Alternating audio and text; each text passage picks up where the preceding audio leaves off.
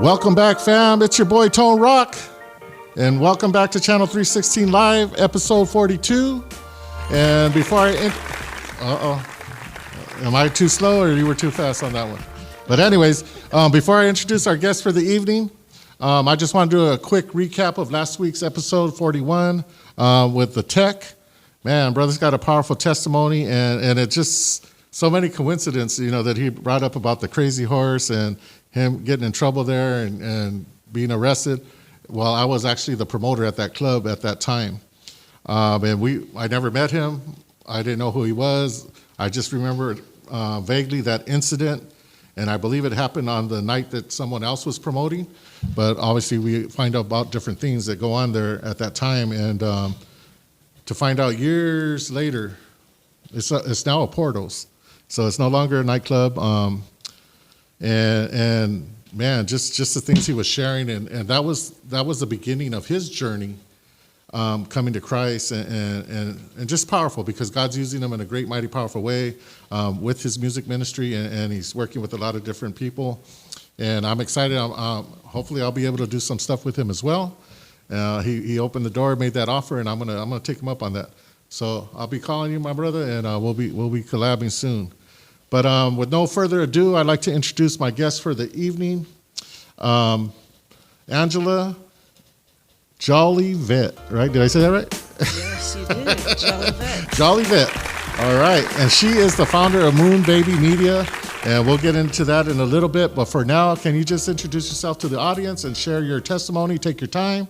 We're in no rush, and just let it flow. All right. Hello, everyone. Tony, thank you for having me. You're welcome. Thank you for being here. And congratulations on C316 Live. Thank you. Happy to be here. Angela JOLLIVETTE, also known as DJ Moon Baby, founder, owner of Moon Baby Media, born and raised in Los Angeles, Compton, Inglewood, LA girl through and through. But my testimony, homegrown. So That's right. Never wanted to leave for college or any of that. Like LA. But my testimony is a lifelong testimony. Grew up in Catholic school, baptized, born Catholic, and as I got older, you know, kindergarten through 12th grade was in Catholic school, but I found a more personal relationship with God outside of, you know, Catholicism, Right. and I still practice, you know, Lent is happening right now, and, you know, I'm participating in that, but, you know, I just really found a personal relationship with God along my walk. And that's what it's all about, that personal part. Yes. So that was my foundation, Catholicism. That's where I, you know, learned everything as far as connecting with God, you know, praying and, you know, all the things that really, like my grandmother doing the rosary, like it was very much a part of just my whole life growing up, you know. But as I've gotten older, I've become just spiritual as well in terms of me having him in my life, like on a daily basis. Right. I just know that I don't do anything without him and being in his hands. So my whole journey has really been him guiding my steps, divine appointments, and I've just been so blessed my entire life with him by my side. Praise God on that, because a lot of times, mostly, I want to say 90% of the people that I know, my whole family we were all raised Catholic. And it was just, I say it's funny, but it wasn't funny because I really wanted to be part of that. When I was a kid, my dad went to prison. So I grew up with an aunt that was atheist. So she didn't tell me about God, and my dad would be writing me letters and with the cross, and I'm praying for you, and tell your aunt to take you to church. And I was like, when I asked her, she goes, "Oh, I don't believe in God." And I'm like, but what is my dad talking about then? You know what I mean? Because I'm a little kid, you know, and I wanted to know. So when my dad got out of prison, and then we would go by the church, and he would, you know, do the cross. And I said, "Dad, how come I can't go to that school?" He said, "Oh no, they charge to go there." And I'm like, "I ain't worth a couple of $100." Right. This is what I'm thinking as a kid, right? And he's like, Yeah. No, it's not that. If I take you, I got to take all these guys. There was 13 of us, so no, we ended up going to public school. But I was so intrigued with the church, and I never got baptized. I never did my communion because in order for me to get baptized, they wanted me to do my confirmation and my communion, and my dad didn't want to pay for it. He's like, "No, you don't need to do that. Just we believe in God. Just do this when you pass the church. Yep. That was as much as I knew about God, the church, and religion at that time. Until I became a little older and started reading the Bible for myself.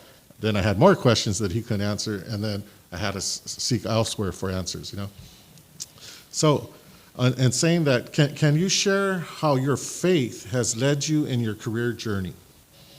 Well, specifically, the entertainment business is not, for everybody, and it takes you down a lot of different paths, Yes. So I think that the path that I've went down was specifically, I always say, an assignment, from above, because, I wanted to work in entertainment. I knew music was something I wanted to do, but, I didn't know my entry points to that. But what I did know, that I wasn't willing to compromise myself, go outside of my character to get in this business, right? So I really prayed about it a lot. And, I just always said that God was going to be the one to lead me to where I was going to go. It wasn't going to be me, basically. So I prayed about, being at the Grammys. I prayed about being a DJ. Anything I wanted to do, it's literally something I prayed about. I didn't make any decisions on my own. And I think that's a really, almost superficial thing to really talk about, because I think it's the faith without works is dead, thing where you have to, not just pray about it, but the action has to take place, right? So it's this fine line of how do I continue pushing forward for things, knowing whether he's guiding me or it's me and my will, So I always prayed for his will and not mine be done. So, a lot of the things that are on the dark side, I didn't want anything to do with. Right. So if it took me longer to get to where I wanted to be, then that was just going to happen. It was going to have to take me longer. In God's time. Yeah. Now I myself, it's been 3 years that I rededicated my life to the Lord. But prior to that, I was serving God for 10 years faithfully. And then through the prison ministry, I met somebody. And he kind of opened the doors to the whole entertainment thing, because he was dealing with Puffy, with Snoop, everybody in hip hop, right? And he goes, "Hey, bro," he goes, it sounded so appealing, and I'm thinking, oh, I'm going to minister to these guys, which I did. And I got to meet Snoop. I got to meet, I met a lot of people in entertainment. And I was working with a lot of different companies. I was working with a lot of the studios. I worked with the record labels and a lot of the athletes. But it started off with me serving God, ministering to them, encouraging them, praying with them, doing all this. And then I kind of broke away from that because something happened. And I was like, man, these guys are evil. And I'm not talking about the rappers. I'm talking about the industry. Yep. There's just, And I pulled away from that, and I went in a different direction, but it also made me stumble. I allowed myself to stumble because I stopped going to church. And my connection with God, I separated from God. And that became another journey for me. And I was away from the church or from God for 16 years. And just recently came back 3 years ago. So I know all about that part with the entertainment, and, praise God that he kept you and he's continued to guide you, because there are a lot of good, faithful men and women of God that are in the industry. Yeah. Now they might not be as outspoken or as I was at that time, or maybe you might be, but they're there. Yeah. And there is a lot of good people there. That there's still light there, right? You have to find them. You have to find them, but they're there. Now when I was introduced to you by Jesse Nolan from Christway, he told me that you had been working on the Grammys and that you were a DJ. And I was like, man, I want to meet her. So we got on the phone. He had introduced us, gave me your number, and. How did the whole Moon Baby Media get started? How did that come about? Well, that was me DJing originally, DJ Moon Baby. So I was, I would say, one of the first female DJs in LA that was really out in entertainment, doing a lot of, industry stuff. I would do CBS's Christmas party on the back lot. I would do stuff for the Grammys. I would do even the Playboy Mansion, Kim Kardashian poker tournaments. I was doing a lot of stuff industry-wise when there weren't a lot of women doing it yet. And it was before Serato, it was still vinyl, You were on the CDs. ones and twos, yeah.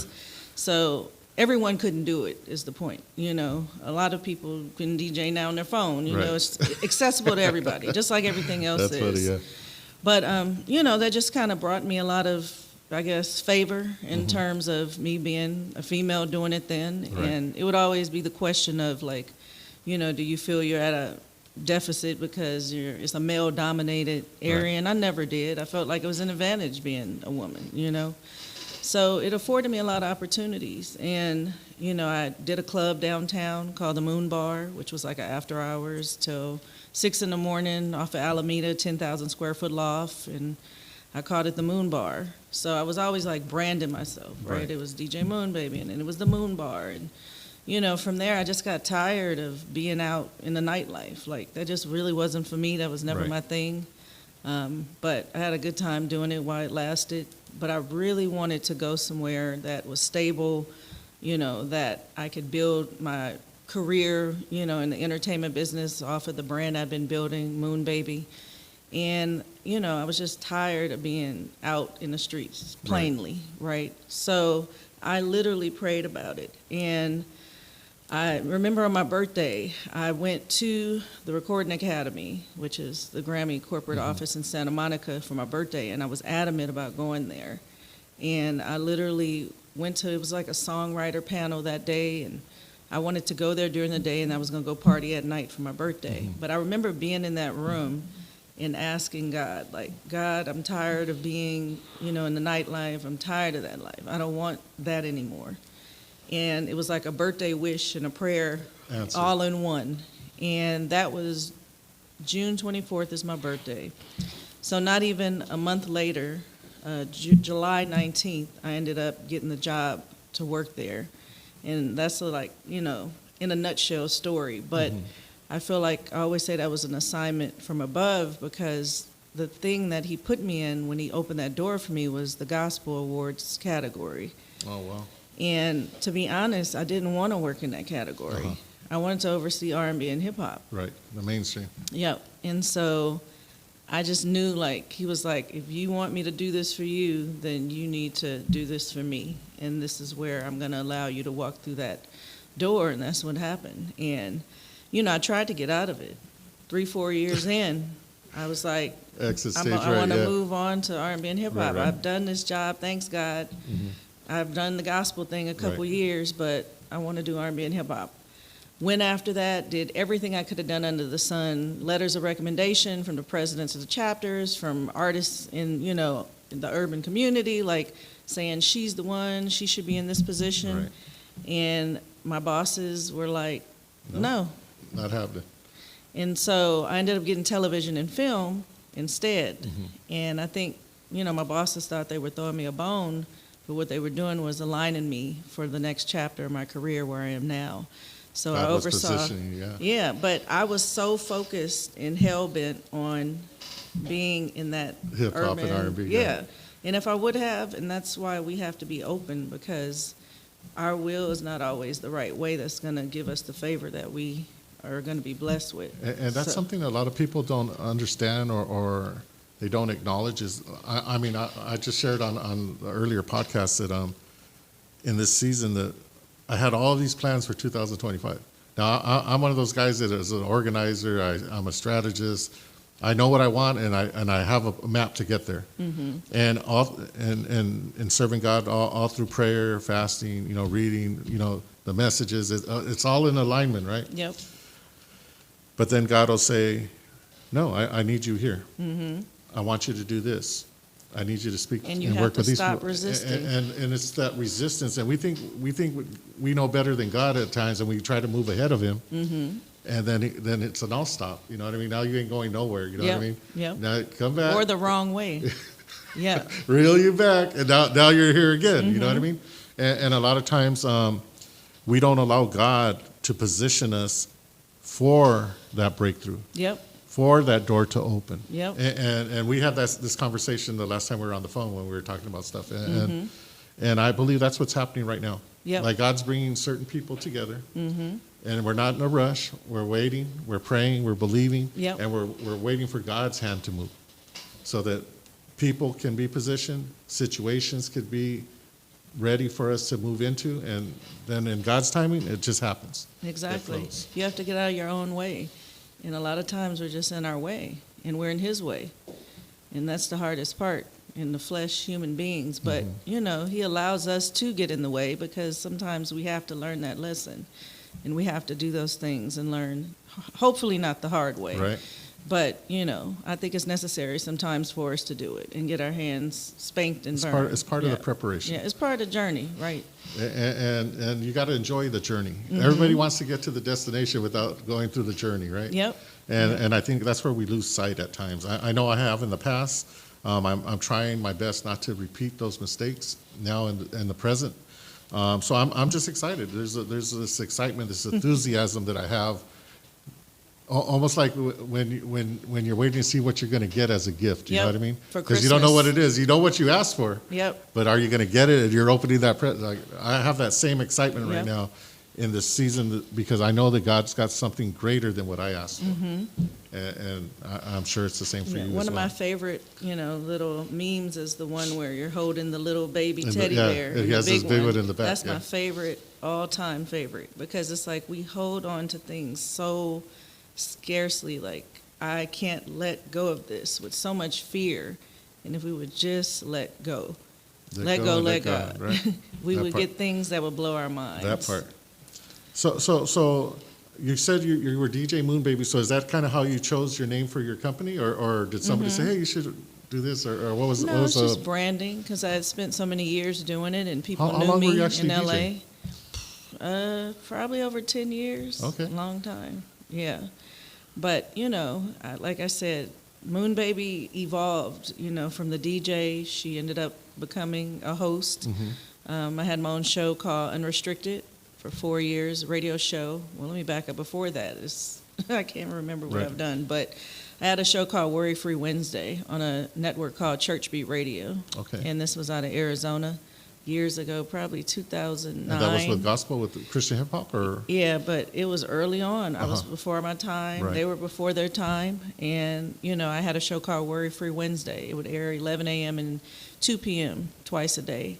And I would pre-record it. And that station was, a streaming station before streaming was a thing. Yeah, it was a thing, yeah. And so monetization and all that stuff wasn't in place yet. Like you would have had to have a sponsor, people writing checks. But, I got to really start to hone where I am now. And when you look back on the things that you've done, you don't realize what you're even doing at that time when you're pioneering and doing something like that. Right, you're the trailblazer. Yeah, so I did that show, but it was my format was always crossing mainstream, secular, and non-secular. That was always my programming. So all R&B and hip-hop artists have some testimony song on their records. They all do. Tupac, Mary J. Blige, it doesn't matter who it is. So I would dig in the crates and I would find those songs on those records.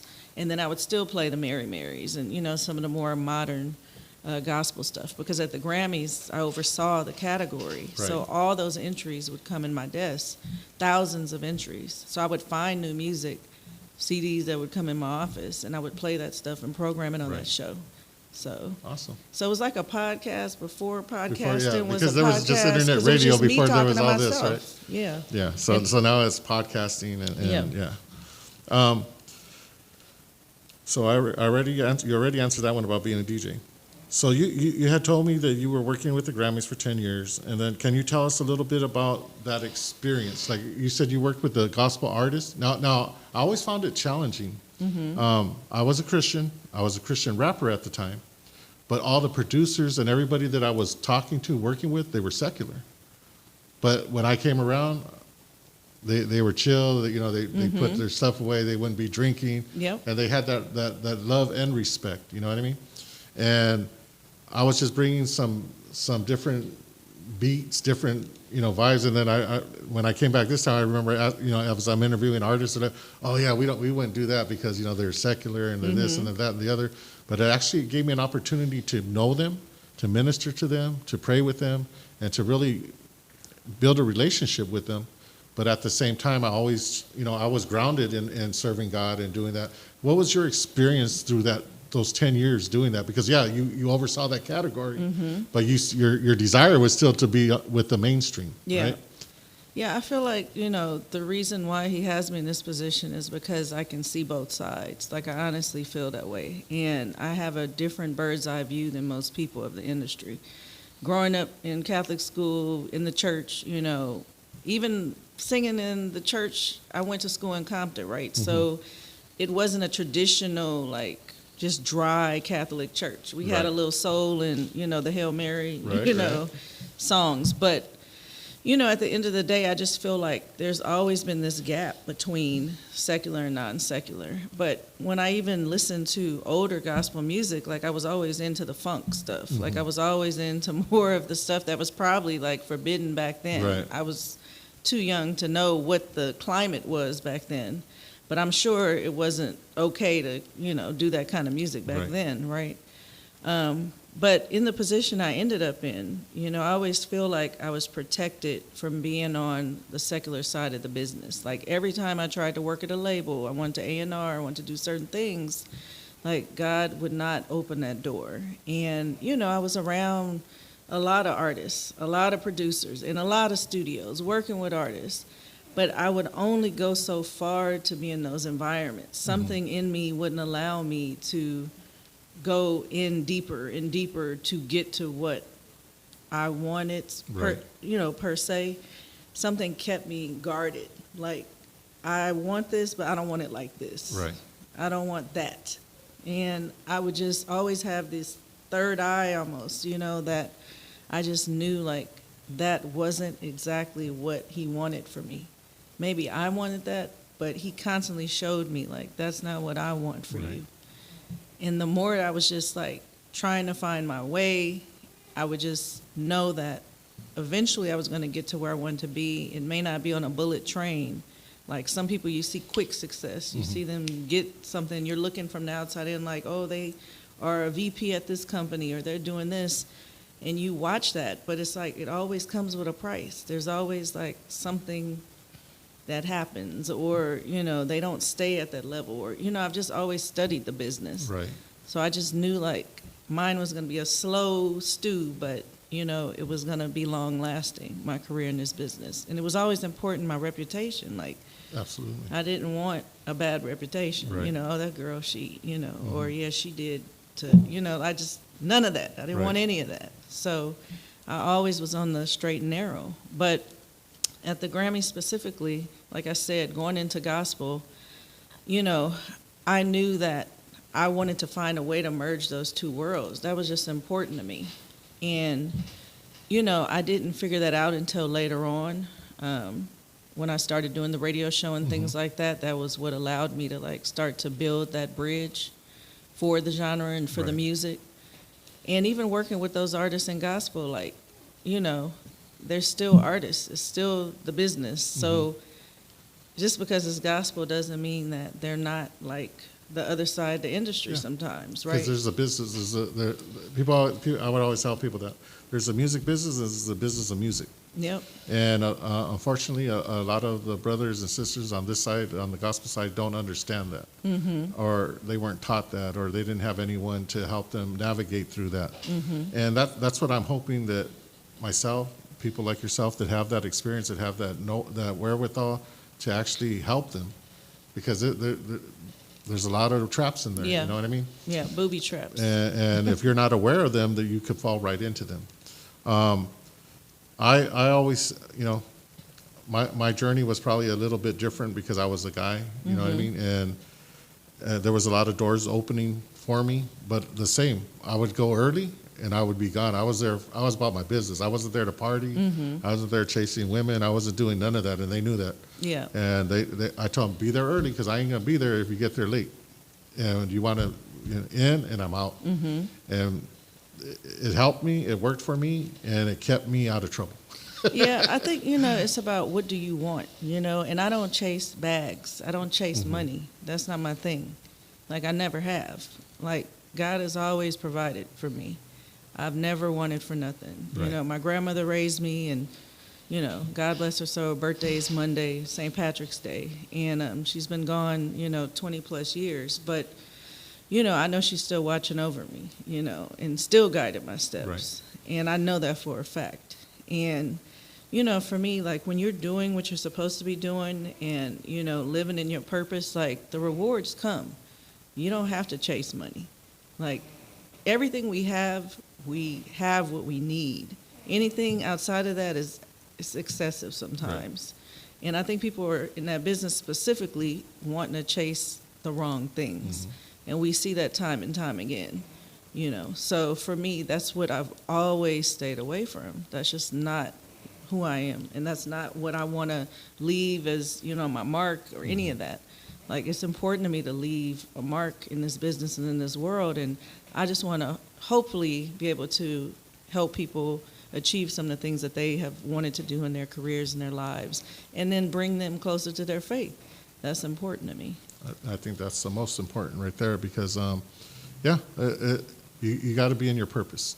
We always say I'm about my business, but I want to be in the will of God. And like I said, just from me recently coming back and kind of seeing what's taking place here, I say at the street level because this is the level that we operate. We're outreaching, we're ministering, we're out on the streets.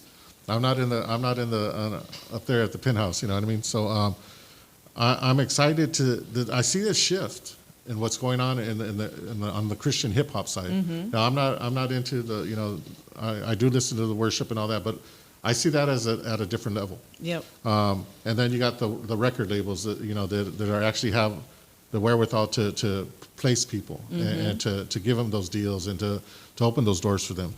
And I think there's a lot of people that want that, but they don't know the price that comes with that. Yep.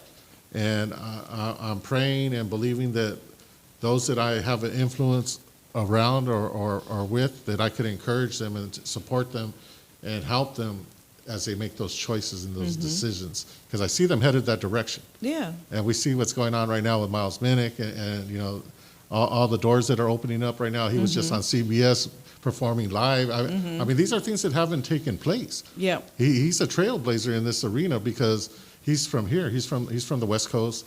He's here locally now, right? And he's doing his thing. And I know there's going to come a time where they're going to dangle that carrot in front of him, and they're probably doing it now, and he's going to have to make a decision. Right. And from what he's sharing, what he's talking about, what he's revealing to us, because he's sharing his journey with us, right, on social media, I see that he's on the right track. I see that he's doing things, and he's still giving God the glory and the honor, and he wants to make an impact. Yeah. And it's going to take guys like him that understand his purpose, his mission, his assignment that he's on, because he's talking about doing altar call at Rolling Loud. He's talking about doing this, and he's talking about, and other guys would just be talking about, hey, I'm just happy to be here. You know what I mean? On stage with I'm everybody on stage. else. I'm with so and so. And I've been there, done that. You know what I mean? Yeah. And my wife's telling, oh, you never took no pictures of none of these guys. I said, I wasn't there as their friend or their fan. I was there. They were my clients. You know what I mean? And just for whatever reason, that wasn't who I was. Yeah. I was just there to take care of business and show up and do my part and then roll out. I mean, selling your soul is a real thing. Like, that's a real thing. When you look at so many of the artists that have made it to such a high level, and then there's some kind of fall or there's something that happens very traumatic in their life, whether it's a family member they're losing, or it just seems like once you get to a certain level, it requires another level of you. Absolutely. And if you don't have God with you at that level, it's still a battle, even if you have him with you. You've watched Whitney Houston, who grew up in the church and was one of the successful singers in the whole entire world, right? But she still battled, and you saw it publicly. Marvin Gaye was the same way. Kanye's doing it in front of our face. So, we like to write these people off and ridicule them and persecute them and do those things. And it's just like, this is unfortunate that they have to go through that in front of all of us.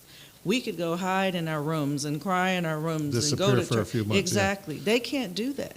They're in the public So eye. I always look at it like that. Like, I'm not better than any of them in what they're going through. I feel for them because something happens when they get that big and there's no way to hide anything anymore. Yeah, it's all public. And so, I just think the business when money is involved and we're talking about the powers that be, we see even in politics how that's working right now. That business is no different than what we're watching in the White House, right? And we're watching it live. Exactly. So Every imagine day that. something, yeah. Imagine that. Imagine being in politics, in a label, in an industry, and having to sign on that dotted line in that contract. I seen it. I witnessed And it. what's in there, they don't even know half the time. That's the thing. Even their lawyers, they don't. They're Exactly. Just like, Nobody's sign here, reading initial it. there, we're good. Just transfer wire that money, and we'll figure it out. So, I mean, I just saw George Clinton today is suing, Universal, his publisher, for over $100 million because someone took Yeah. 90% of his publishing away from him and pulled the wool over his Yeah. eye. And he's the most sampled person of all Yeah. time. So, this business will eat you alive. Yeah, And only God can protect you. We've Only seen it over God. and over again. Yeah. As a producer, you mentioned a couple of shows that you were working on. What are you currently working on, or what are your future projects that you can share with us that you're either working on now or you're about to work on? Well, I'm a music supervisor now. That's primarily what I've done since I left the academy in 2017 and started Moon Baby Media. So, I've worked on shows like Greenleaf and Sunday's Best, which were gospel-centric shows, Black Ink Crew, New York, Chicago, and LA.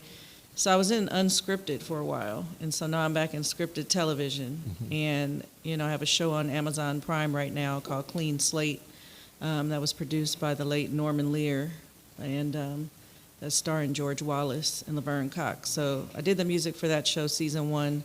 That's out right now, and Clean Slate? yeah, And this is like the first season? first season. And when did Yeah. that start? February 6th. February. It premiered. Okay, so it's still Yeah. rolling there's out, 8 or they already episodes. have all the episodes out and you just watch them? Okay. Yeah, there are and 8 that's episodes. on Amazon?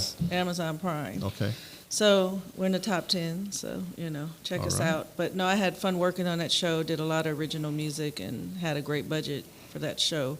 Got to license some Stevie Wonder and a lot of fun stuff. But, I love breaking artists and breaking talent. So television has given me that opportunity to do that, and especially for faith-based artists. So when I worked on Black Ink Crew specifically, that was kind of my MO, to put a lot of Christian artists in place. And when I look at the playlist for Chicago on Spotify, like a lot of Christian hip-hop artists ended up on the official playlist for season 2 of Chicago. So Oh, awesome. the show isn't on air anymore. They ended the whole Black Ink Crew series after a 10-year run, which, I was glad to have worked on it the time that I did. But coming out of 2020, the storylines called for songs that were about being triumphant and overcoming and hopeful and inspirational. And, I couldn't go to mainstream artists to find that music. Right. I had to go to Christian hip-hop artists to find that music. So that's what allowed me to really put them in position and put them in front of those producers, to put them on television. Awesome opportunity right there. Yeah. So I gave a lot of them their first sync opportunities, so I'm excited about Can that stuff. you this wasn't even on my question, but since you brought this up, because I was talking with Chili Baby the other day. Now, when you talk about people, like, how do they get their music there so that they can have an opportunity to be on a TV show or a movie, the sync rights, right? So how do they go about that? Do they have to go through an agency? Can they do it directly themselves? What would you advise them in that? There's so many ways to do it. There's no one way to go, I always say it's lightning in a bottle. If I even get your music to, be able to place it, because everything is about timing. What type of show am I on? Am I on a hip-hop show? Am I on a gospel show? The demands of the music I need. Like Clean Slate, I probably didn't license any Christian hip-hop, right? Because there was really no storyline for Right. something like that. So I just, think in terms of supervisors, everyone does things differently. No one does things the same way. So for me, I'm always looking for artists. I'm a DJ, so that's my whole MO, is to find Yeah. my own music, right? Like ear to the What's streets. next? Yeah. Yeah, so I'm approaching it differently. But, there's libraries that you can submit your music to that'll basically go and try to place music on your behalf. And that doesn't cost you anything, if you just probably, And then you just do splits with them? yeah, you do splits. And then a lot of people try to get directly to supervisors, especially if you're releasing music on Spotify and you start, hitting some of those playlists and they start placing you, sometimes the supervisors will find you because, I like to go online and listen to music myself and Right.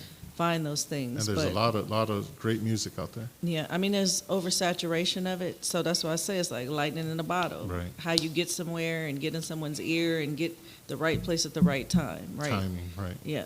So that's All something right. to pray about. That's all I can tell Definitely you. Yeah.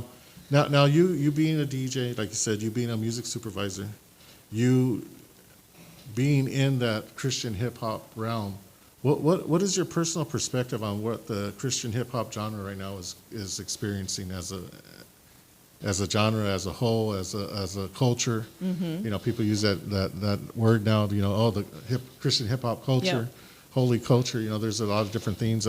What is your take? What is your perspective on that? What's happening right now in that whole industry? Well, I feel like it's a lot of momentum behind it right now. I've been watching it for a very long time. Like I told you, I had my show probably 2008, 2009, I was doing a show like that. And it just wasn't a conversation, right? And, to be honest, like, it was cheesy. It was corny in the beginning. Like, the production value wasn't there, and it just wasn't cool. But, the likes of Lecrae's came along and put his, flag in the moon and really kind of like lifted up, that side of the genre. And specifically at the Grammys, he was one of the first to win a Grammy, Right. In Christian hip hop. But, the way Lecrae really built his audience was through the CCM audience. He toured with the Toby Macs. He toured in, arenas. Mm-hmm. The black church is not how Lecrae blew up. Right. It was more on the CCM side. So that has been like the flagship, Reach Records. He's signed Andy Mineo and, all these great people under him. So I think he was important, is my point, of being consistent and doing it at the level he was doing it, right?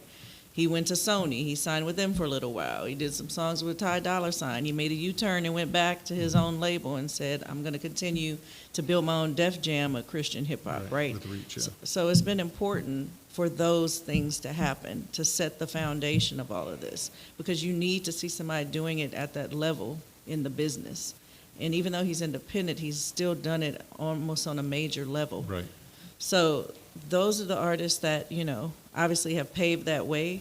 But now I just feel like there's so many artists out there that have been consistent in their quality of production, in their music, and they're getting those opportunities like Miles to do Rolling Loud. And the first stage this year, is the 10-year anniversary of Rolling Loud. So that's a big deal to be on that stage. Rodney Jerkins just started his label, Aliens Alive, and signed, a lot of different artists, which is great for him because he's a super producer going into the Hall of Fame this year. And, he's worked with everybody under the sun, and he said, this is the future of music. This is where I'm planting my seeds. And, this is important, this music. So the more we see that happen, the more this is becoming the mainstream. And we know, like, rap is kind of at an all-time low. It's kind of like hit its glass ceiling in terms of the messaging. Women are being just degraded to no end, and, just even, men, they don't talk about anything anymore. Right. It used to be a storytelling craft. If anything, like, that story is blurred now. It's not the story we all want to hear, So I just think it's going to take over. It's taking over. But I feel like once the mainstream and the labels start to get their hands on it, we just have to pray that they don't start to, manipulate what the message is supposed to be and what these artists really represent. And they'll be able to stay true to their art and what their messages are. And so that's my prayer, But I've also been creating space for these artists. Right. So it's important for me to continue to be a bridge as well. And I've been, working on creating a TV series. We talked about that for those artists called Cross the Bridge and pitching that for a couple years. And it's a hard sell because the industry, they don't clamor to pick up faith-based content. They don't. And it's about making it cool, once again. And I think that's what's been missing. And this generation, they're all about making it cool, So I think that's what's driving all this. It's not taboo to show your faith anymore. We see it in the NFL, NBA, like all these rookies, like soon as they walk off the field, God the glory.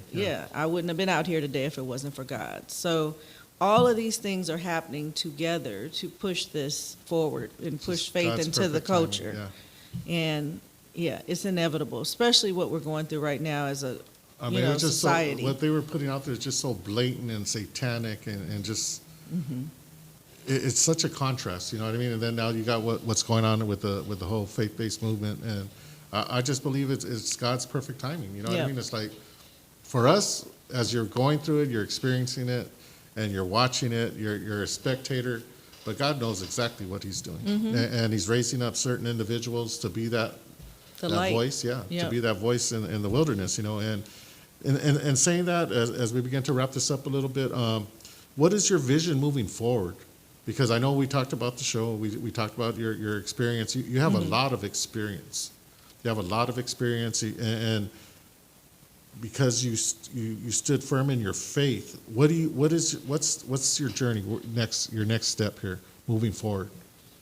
Well, as I've been trying to pitch this show, like I've been very much in the message, be still and know. Like God had me in that season all of last year, end of last year, and I'm probably still in it at this point. But, I didn't know what that meant at first. I was like, you want me not to do nothing? Right. You want me just to sit still? Like, what do you mean be still? Don't move, yeah. And then, I just knew that I kept knocking on certain doors and those doors weren't opening. And I knew I had to sit in His presence, and I knew I had to wait for His direction and not mine anymore. And that's that whole getting out of my own way, because I was trying to do things my way, which of course we have to do that. Like I said, like you're going to go to the relationships you have. You're going to go knock on the doors are accessible. Your own network, yeah. Exactly. And He's going to say yes or no. And He continued to say no. And so I had to sit with that and say, I have to accept this is not what you want from me. You want me to do something different. And what is that? So in that, I just know He wants me to create something now. It's not waiting for Netflix to give me $1 million Right. or going to a big studio. There's things that I can do to create my own content and build out Moon Baby Media, the production company, and the content for the faith-based music, genre that I want to build this bridge for. So, that is something I'm actively working on, is creating the bridge, which will be a live series that I'm going to film at the cathedral in Pomona. There it is. It's official. It's official. So I'm working on that, figuring out, mapping it out. But I feel like that was a prayer answered, getting that venue. Right. I was Awesome. venue, too. ordained Yeah. and sent there by a good friend of mine, and Darius sent me out there, Disco. Shout out to Darius. Yeah, but when I saw it, I just knew like it was visually what I had been looking for in terms of, the venue for the shoot itself. But it's, 700 capacity, stainless glass, but it's state-of-the-art live venue. It's not a church, but it gives you the effect visually of the church. Definitely has the name for it, right? Exactly. Cathedral. But when I envision that space, I think about it as like a world-renowned venue that we can build for the Christian, music community, where you come all around the world and you want to play there. Right. So that's kind of the vision I've been given for it, is to build that out to, people coming from overseas, Asia, anywhere, Right. like come to the cathedral to play all around the world. But I want to continue to pitch my show. But doing that, I heard God say to me, you're thinking small. Like, that's cute, you want to do a show, but you need to do a network. And I remember giggling because I'm like, I'm trying to get the money to do this show. Like, now you want to do a whole network? Yeah. Like, what? But I knew He was telling me, like, you need to think bigger. Right. Think He's bigger. a big God, yes. Yeah, this is something that you need to be able to bring to fruition. Like, I've put this vision in your heart. I've given you this vision for years. Like, now it's a bigger picture thing that you need to bring together, because there's something about sports for me with this, like culture. You talk about culture. I feel like faith, culture, music, entertainment, a network for that. We don't have anything like that. We don't. Like, TBN is cool because it's TBN, but that's That's not been what I'm around for a talking minute, yeah. about. I'm talking about something that's cool, that just really resonates with positive, inspirational programming, with all parts of culture, music, and entertainment.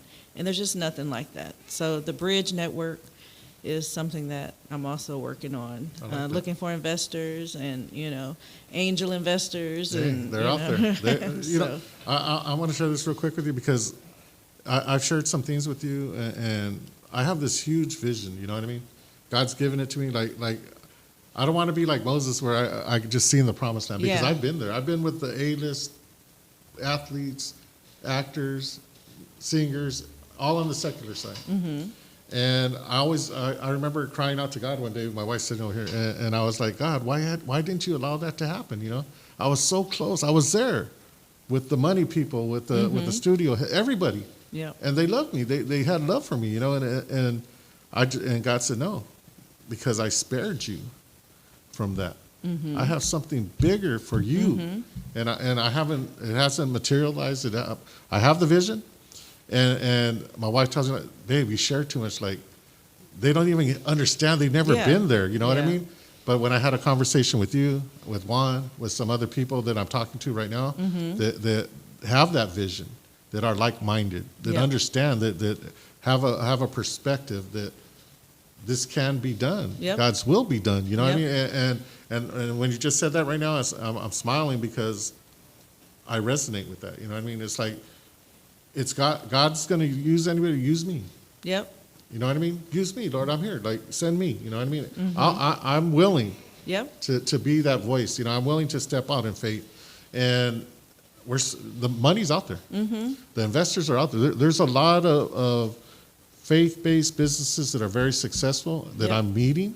And I never reached out to them before because they weren't involved with what I was involved in. But now, like, I learned from over there, and now I'm taking it over here. Yeah. And I'm building those relationships. So it's all around us, sister. It's just a matter of time. Yeah.